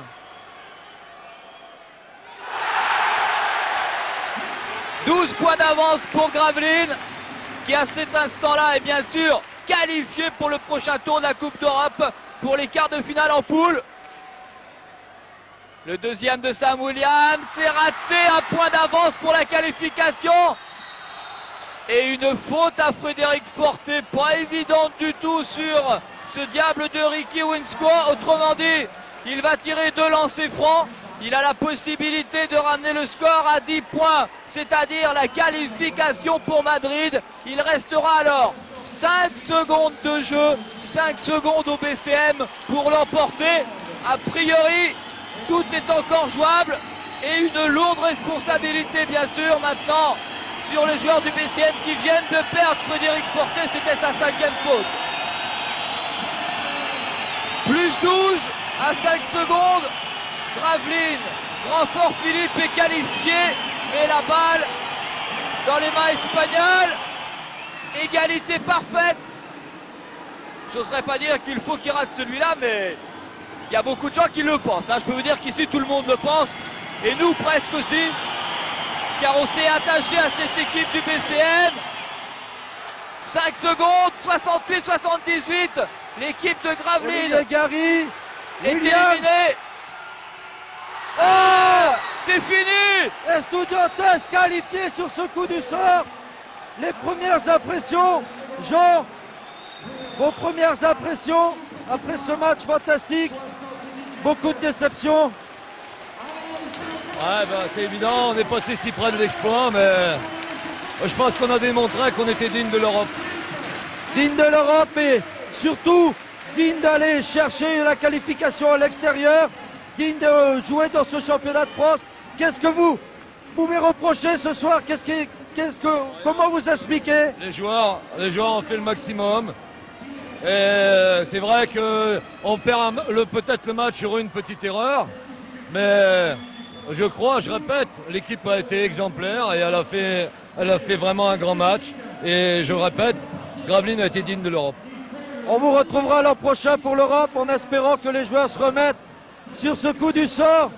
Jean Gall déçu comme toute l'équipe, comme tout le public d'ailleurs. On va, si vous le voulez, terminer avec le directeur du Sportica. Il va peut-être nous dire de 3 mots, Hervé de Pédélem. Je l'avais vu derrière, lui aussi aller dans le vestiaire. Tout le monde est parti, Thierry. C'est vous la conclusion finalement, avec sans doute la réaction de ce public fantastique qui, malgré l'élimination, chante. Un superbe public de Gravelines qui aura encouragé son équipe jusqu'au bout. Ce drapeau français qui trône là étalé sur le plancher du Sportica, symbole évidemment de la volonté mais aussi de la valeur du basket français au niveau des clubs. Un superbe basket français qui devrait retrouver le fruit de son travail en club au niveau de l'équipe de France.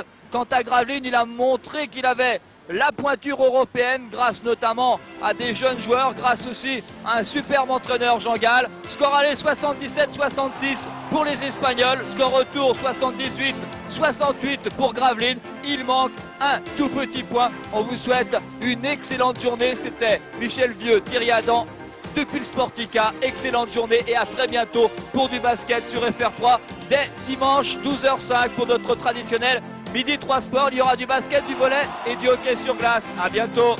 Excellente journée.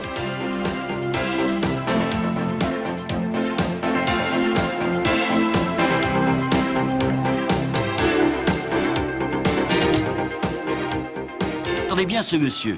Il s'appelle Albert Danvers. Il est le fondateur du basket club maritime Gravelines-Grand-Fort, c'est le nom exact, et le président en exercice. Et il a 86 ans. J'ai bien dit 86 ans. Mais il est aussi et surtout député-maire de Gravelines depuis 1946 et président de la communauté urbaine. Des activités qui le font lever à 6 heures tous les matins, travailler jusqu'au soir sans sieste réparatrice, présider de nombreuses réunions et se rendre à Paris chaque semaine.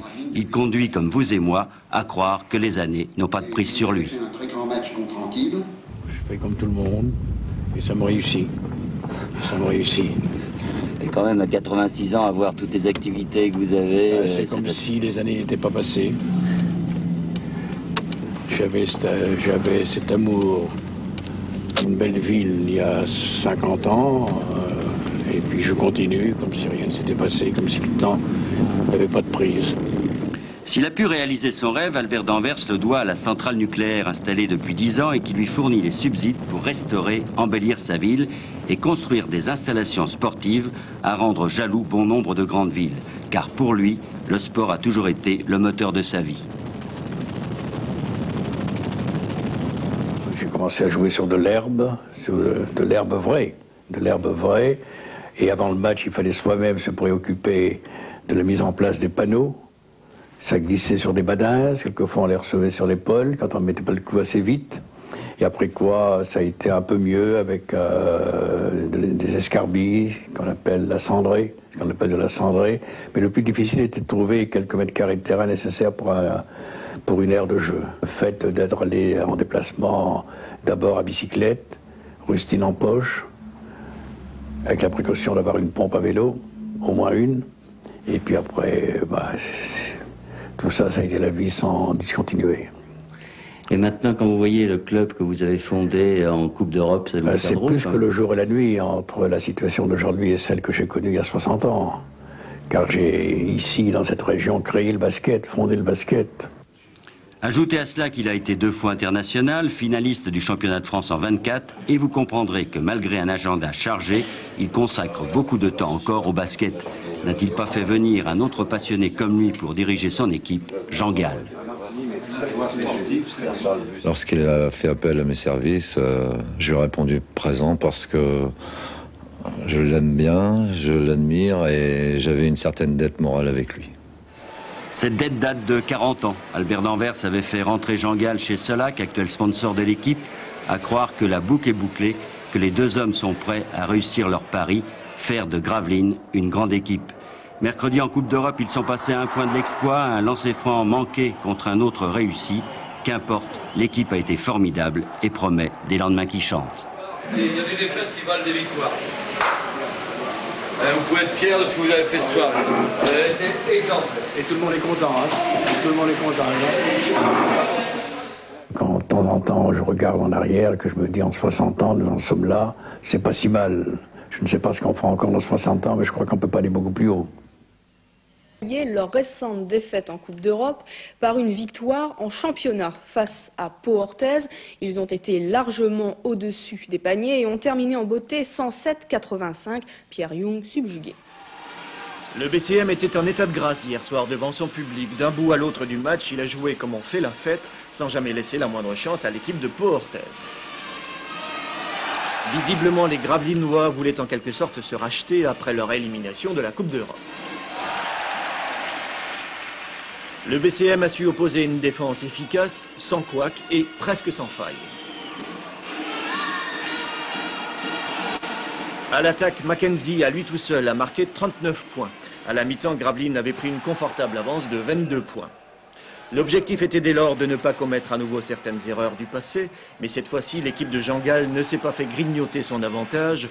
Au contraire, elle a pris le large. À la 24e minute, l'écart était de 29 points. Hier soir, Gravelines a retrouvé l'ivresse d'un basket pétillant comme le champagne. Au classement général, elle se retrouve à la 3e place ex aequo avec 5 autres équipes, dont celle de Pau Orthez. Alors le biathlon, c'est quoi? Eh bien, c'est une course de fond agrémentée de séances de tir au fusil, une épreuve canon. Ce serait moins dangereux avec des boules de neige. Vous avez saisi? Oui, j'ai saisi. Bon. J'ai saisi votre actus. À la caméra, Pierre le Petit qui s'en est très bien tiré. Oh, le festival. Ils ont voulu la neige, ils ont eu la neige. Ils ont voulu le soleil, ils ont eu le soleil. Les gars du biathlon ont été gâtés à l'occasion de cette Coupe du Monde. Tout était réuni, sauf les spectateurs. Paysage superbe, village dessaisi aussi, mais le désert, pas un chat. Il faudrait mobiliser, je crois, l'école du ski français pour mettre en place une pédagogie pour l'apprentissage, mettre à disposition sur les centres de tir qui existent déjà un certain nombre de points de location où les gens puissent venir chercher une carabine et faire du tir.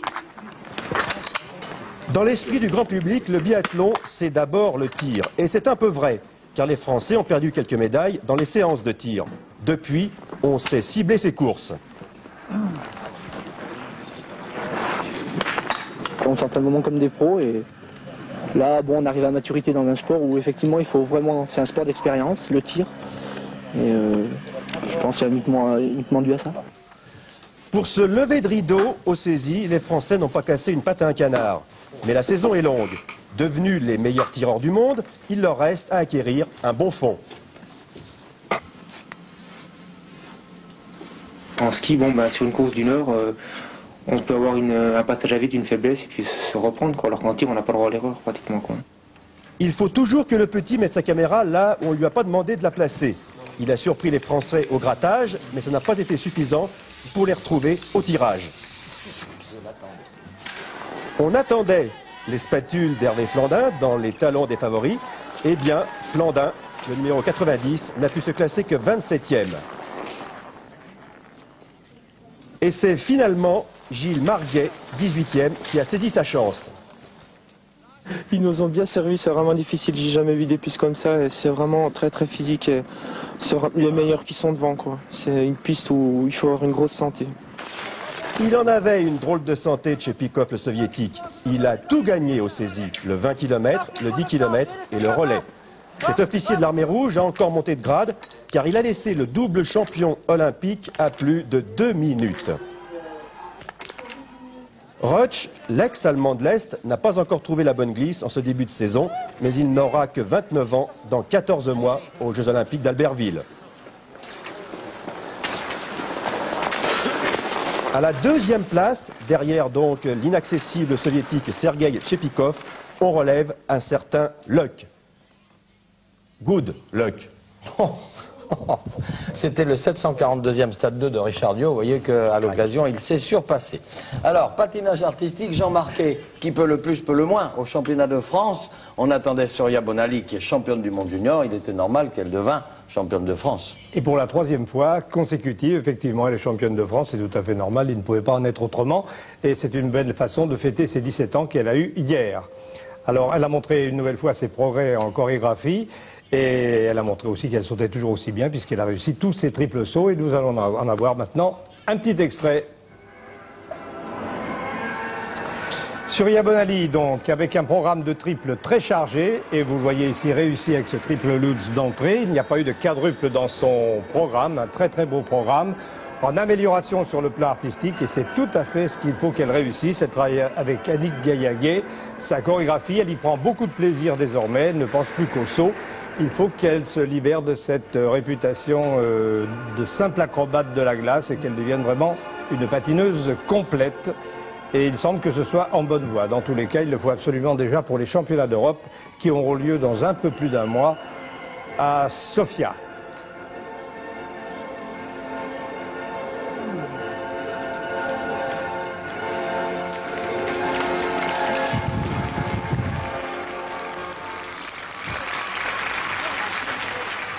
Voilà, Surya Bonali qui recevra un set d'or, non pas un set d'or, un trophée espoir. Un trophée espoir. Jean Marquet, vous restez avec nous, n'enlevez pas votre micro, on a besoin de vous. Hockey sur glace, l'équipe de France prépare les championnats du monde du groupe B qui auront lieu au mois de mars. Ils ont reçu et laminé, non pas un set d'or, ils ont reçu les Norvégiens et ils les ont écrabouillés. On peut penser qu'ils auront peut-être un jour un trophée d'ailleurs. Hein. Oui, peut-être. Eh bien, effectivement, ils ont une bonne préparation cette année. Ça part bien pour cette équipe de France qui est dans le groupe B, vous venez de le dire, et qui a battu 2 fois la Pologne la semaine dernière, 5-0, 5-4, et qui aujourd'hui rencontrait à Boulogne-Billancourt, sur la patinoire fédérale, qui rencontrait donc la Norvège. La Norvège que nous allons voir aussi en images et qui vient du groupe A. C'était peut-être pas l'équipe numéro 1, mais dans tous les cas, un bon test pour cette équipe de France, qui va marquer, on peut le dire tout de suite, 6 buts, dont celui-ci ici, par Sylvain Beauchamp et Benoît Laporte. 1-0, c'était dans le premier tiers-temps. Deuxième tiers-temps, c'est encore la France qui va marquer par Arnaud Briand. Un deuxième but, c'est donc vraiment une très très belle performance. Cette équipe de France qui rencontrera à nouveau la Norvège après-demain à Rouen. Voilà, troisième tiers-temps maintenant avec ce but de Yves Crétenant, 3-0. Et alors qu'un but que nous voyons ici au ralenti, alors que la France joue à 4 contre 5, c'est sur un contre que Crétenant a marqué ce but, qui va être suivi très bientôt ici par un quatrième but de Philippe Boson, sur une petite erreur tout de même, là je pense, du gardien norvégien, qui est d'ailleurs fort mari de ce but. Une petite altercation, ça arrive assez souvent au hockey, mais ça ranime les ardeurs, c'est très très bien. C'est Michel Leblanc et Olsen. Et tout ça se réglera en prison pour chacun des deux hockeyeurs. C'est un cinquième but ici qui est marqué sur un tir de loin de Steven Woodburn. 5-0, c'est vraiment très très lourd et c'est très bien pour cette équipe de France à qui l'on reprochait l'année dernière au championnat du monde, précisément à Lyon et à Megève, de ne pas marquer de but. Eh bien, en ce début de saison, il en est différemment. Sixième but ici, Sylvain Beauchamp, Benoît Laporte, que nous revoyons ici au ralenti. Malgré la cage emportée, le but est accordé par l'arbitre. Les Norvégiens, alors que les Français sont un peu relâchés, vont sauver l'honneur en fin de match avec un but de Rablin. 6-1, c'est vraiment un très beau score, là encore, pour cette équipe de France et c'est très prometteur en vue des championnats du monde. Une bonne satisfaction pour Kjell Larsson, l'entraîneur. Et il y avait ces joueurs de l'équipe de France ont aussi participé hier soir entre deux matchs internationaux au championnat de France. Vous voyez une victoire à l'extérieur de Reims et de Briançon. Belle victoire normale de Rouen sur Bordeaux, de Grenoble sur Amiens 4-0. Rouen premier, deuxième Briançon, troisième Bordeaux et quatrième Grenoble. Merci Jean, on reste dans le hockey mais on change de surface avec le gazon maintenant. Jean Mamère, championnat de France, le Racing met un terme à 4 ans de suprématie de l'équipe d'Amiens et remporte le titre de champion de France. Il faut dire que samedi, le Racing a reçu un sérieux coup de main de la part de Lyon, Jean. Effectivement, puisque Lyon avait battu Amiens et que donc le Racing devenait champion de France, mais il n'empêche que le match de cet après-midi entre le Racing et Amiens revêtait beaucoup d'importance, surtout un symbole, parce que c'était le passage d'un flambeau, et puis c'était surtout de montrer que la suprématie sur le terrain, le vainqueur, ça serait vraiment le champion de France 1990. Donc c'est le Racing qui est le vrai champion de France 90, il a battu Amiens cet après-midi. C'est donc le Racing qui jouera l'an prochain la Coupe d'Europe des clubs champions. Quand on parle de Coupe d'Europe, on s'imagine un peu penser au football, mais on en est loin parce que le hockey sur gazon n'a pas les mêmes moyens que le football. La preuve, c'est que le Racing aimerait bien partir en tournée en Australie pour se préparer, mais il n'en a pas les moyens. Alors si vous voulez l'aider, n'hésitez pas. Il est vrai que le hockey sur gazon, c'est encore un sport un petit peu intimiste, et je vais vous le prouver parce qu'il n'y avait quand même pas grand monde cet après-midi à la boule. Maintenant que vous voilà, êtes les images, on y est allé, vous viendrez plus nombreux. Vous voilà prévenus, mais de toute façon, même pour un match entre le numéro 1 et le numéro 2, il y a 3 pelés frigorifiés et quelques tondus. Mais me direz-vous, le hockey sur gazon, c'est souvent une affaire de famille, l'on y joue de père en fils, on vient ici retrouver les amis, on vient passer une bonne après-midi. Le décor, il est vrai, aide sans doute un peu à cet état d'esprit. Le hockey est resté dans la tradition du sport au sens noble du terme, décontraction et bonne humeur même pour un match de cette importance. Pas de grands éclats, pas de pression particulière non plus. C'est le seul kiné qui est en même temps à Jean-Yves Moulier. Côté Racing, on est serein, même l'arbitre se prépare en milieu des joueurs. Pas de problème non plus du côté d'Amiens. Le discours d'avant-match est très british. L'entraîneur-joueur australien s'exprime à moitié en français et à moitié en anglais. Le capitaine, lui, prend tout de même ce match très au sérieux, mais sans agressivité particulière. Ok. Alors, on joue comme on a joué hier, on joue en passe, on joue sérieux en défense, on essaie de faire courir la balle et devant, on essaie d'aller le plus vite possible. Hein? Comme une équipe jusqu'au bout. Même s'il existe un sérieux contentieux entre le Racing et Amiens pour ce titre de champion de France, rien ne doit paraître, on est là pour jouer au hockey sur gazon seulement. C'est Amiens qui veut sa revanche, qui est le premier en action avec ce tir dans la zone de Jean-Louis Pontieux. Le match se joue tout de même dans un bon esprit, pas de mauvais coups de crosse, comme au hockey sur glace parfois, nous l'avons vu tout à l'heure. C'est inutile, ici on reste très très correct. Après un premier quart d'heure difficile, le Racing ouvre le score sur ce petit corner par Pascal Fex. Le Racing devient donc un peu plus champion de France. Il le devient définitivement lorsque 10 minutes plus tard, toujours sur petit corner, Pascal Fex conclut une bonne combinaison. Amiens est dépité. Nous vous ferons grâce du troisième but juste avant la mi-temps. Ah, on vous gêne peut-être là. Non, non madame, vous ne nous gênez pas, surtout lorsqu'à la façon showbiz, le champagne arrive. Ils n'ont pas de sous. Merci, ma petite fille. C'est pour tranquille les enfants. Ouais, hein. Pas d'abus, hein. Non, pas d'abus, mais pourtant une coupe qui a pour effet de couper un peu les jambes des Racingmen en deuxième mi-temps. Amiens revient ici à 3-2, mais c'est déjà trop tard. Le Racing l'emporte et est bien le champion de France 1990. On a eu une saison qui est assez longue. C'est le 30e match qu'on joue sans défaite. Je crois que c'est un titre qui est amplement mérité pour le Racing. Et je crois qu'en plus, on l'a gagné sur le terrain. Voilà, sans triomphalisme et sans cérémonie particulière, le président de la fédération remet la coupe au vainqueur.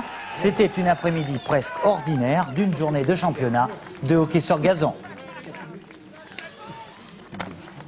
Bon, on passe maintenant au basketball avec un Cholet qui rit cette semaine après son succès en Coupe d'Europe et en championnat, et puis un Limoges au contraire qui pleure, défaite à Tel Aviv, et hier soir Bernard Père, défaite à Limoges même face à Reims. Et n'oubliez pas Antibes qui est aussi en tête du championnat avec Cholet, mais avec un match en moins en plus. Oui, Limoges, ça va pas bien du tout, et on peut comparer un peu Limoges à Marseille. La différence près, c'est que Marseille est en tête du championnat de France de football, Limoges n'est pas en tête du championnat de France de basket, mais ils ont fait un peu après la même politique. On a appelé Beckenbauer à Marseille, et là, à Limoges, on a appelé M. Gomelski pour entraîner l'équipe de Limoges. Alors, M. Gomelski, il est quand même champion du monde, champion olympique, bref, une carte de visite remarquable, et le message a du mal à passer quand même entre les joueurs, c'est-à-dire qu'il n'y a pas longtemps qu'il est là, M. Gomelski, et l'entraîneur. Moralité, ça va pas trop bien, on se marche un peu sur les baskets, et pourtant c'est le même 5 majeur qu'en l'année dernière. Alors bon, ben voilà, alors on en est là, on espère que jeudi soir, face à Leverkusen, Limoges va se réveiller, parce que s'ils sont battus par les Allemands chez eux en Coupe d'Europe, là, ça ira très très mal. En attendant, un petit retour jeudi dernier, c'était à Tel Aviv, où un garçon a bien été malheureux. Stéphane Ostrovski, le meilleur joueur français de ces dernières années, gardera un bien mauvais souvenir du premier match de Limoges en Coupe d'Europe à Tel Aviv. Il a complètement raté son match, tant en attaque qu'en défense. Accumulant rapidement 3 fautes personnelles, il devait faire un non-match, comme l'on dit. Sans lui, et compte tenu de la valeur du banc de Limoges, il semblait bien difficile aux champions de France de s'imposer. Il devait céder en fin de match de 8 points. Dommage, car le Maccabi était bon à prendre. Il se trouve qu'on a un banc pas suffisamment riche pour justement pallier une contre-performance possible d'un des joueurs majeurs. Donc il faut absolument que tout le monde soit à 100% pour qu'on puisse avoir des ambitions au niveau de la Coupe d'Europe. Et visiblement, Stéphane Ostrovski ne s'était pas remis de sa mésaventure israélienne hier soir. Il est apparu surtout en début de match bien nerveux et maladroit contre Reims. Et alors que l'on s'attendait à une démonstration limougeaude, on a surtout vu une équipe de Reims jouant sans complexe, sachant que le doute s'étant emparé des champions de France, ils avaient une chance à saisir. Ils allaient la saisir, cette chance, malgré Brooks et Collins qui tenaient la maison. Visiblement, le jeu bien huilé, rapide de la saison passée avait disparu aussi les contres meurtriers. Bref, hier soir, comme depuis le début de la saison, Limoges était redevenu une équipe comme les autres. À la mi-temps, l'égalité était parfaite, 47 partout. Elle l'était également à la fin du temps réglementaire, 85-85, grâce surtout à Paul Fortier, l'Américain, Silva et le jeune Sénégalais, Préra, excellent hier soir. Dans la prolongation, Limoges, avec Brooks et Ostrovski sortis pour 5 fautes, devait s'incliner, 94-93. Visiblement, le message a du mal en passer entre Gomelski et les joueurs. Une victoire sur Leverkusen jeudi arrangerait bien les choses, mais il faudra jouer autrement.